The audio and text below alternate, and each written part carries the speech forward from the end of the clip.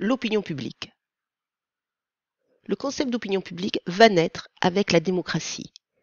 En effet, celle-ci est basée sur la reconnaissance de l'opinion publique par le biais du vote. Ainsi, avec l'extension du suffrage, il va y avoir une augmentation du nombre de personnes qui composent l'opinion publique. Automatiquement, l'expression de l'opinion publique va changer.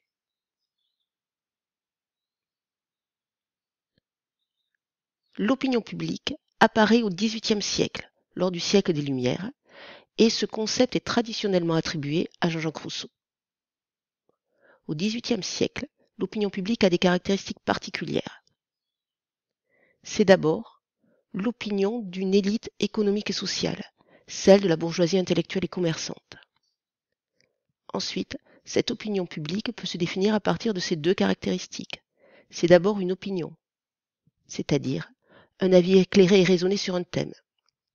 Ensuite, elle est publique. Cela veut dire que ce n'est pas l'addition des opinions privées, mais qu'elle est construite dans la discussion. Au XVIIIe siècle, ce sont les salons. L'adoption du suffrage universel après 1848 va modifier l'expression et les canaux de transmission de cette opinion publique. En effet, le nombre de personnes qui participent à cette construction augmente. Ainsi, on peut distinguer trois grands agents qui vont exprimer l'opinion publique. D'abord, le ministère de l'Intérieur, par le biais des préfets, dont une des tâches est de réaliser des enquêtes dans leur département pour connaître l'état de l'opinion de la population. Ensuite, les élus qui se sentent légitimes puisque ils ont été élus démocratiquement et que le vote représente l'opinion des citoyens. Enfin, les journalistes, avec le développement d'une presse politique. Au XIXe siècle, un autre agent de transmission de l'expression de l'opinion publique apparaît. Ce sont les syndicats et les partis de gauche. Ils considèrent en effet qu'ils représentent l'opinion du peuple. En effet, les couches populaires sont majoritaires. Et donc, ces syndicats et partis de gauche considèrent représenter l'opinion publique. Cette opinion publique s'exprime de deux manières, par le vote, mais aussi par les manifestations. L'introduction des sondages d'opinion va modifier la mesure et la compréhension de l'opinion publique. En effet, à partir du milieu du XXe siècle, apparaissent et se développent les sondages. Ils transforment alors la compréhension et la mesure de l'opinion publique. Les sondages naissent dans un contexte très particulier et dans un pays spécifique. En effet, dès le XIXe siècle, certains journaux américains souhaitent prévoir les résultats des élections. Ils organisent alors ce qu'on appelle des votes de paille. Ils demandent leur intention de vote à leurs lecteurs, qui ne sont pas automatiquement représentatifs de l'ensemble des électeurs.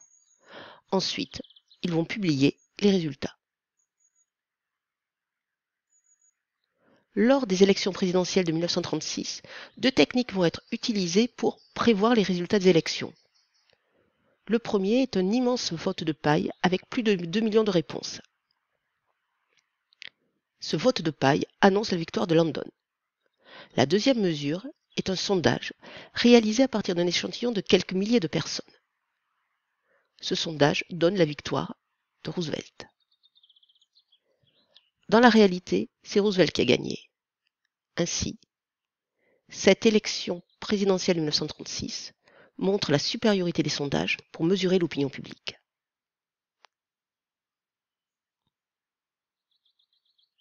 Après la Seconde Guerre mondiale, des instituts de sondage vont être créés en France, par exemple l'IFOP par Jean Stotzel. Il y a alors un consensus dans toute la population et dans tous les milieux politiques. Les sondages sont considérés comme des outils statistiques de mesure non manipulables et objectifs de l'opinion publique, car ils sont basés sur les théories mathématiques des probabilités. Les sondages donnent alors une nouvelle mesure de l'opinion publique. Pour les sondeurs, l'opinion publique est ce que mesurent les sondages.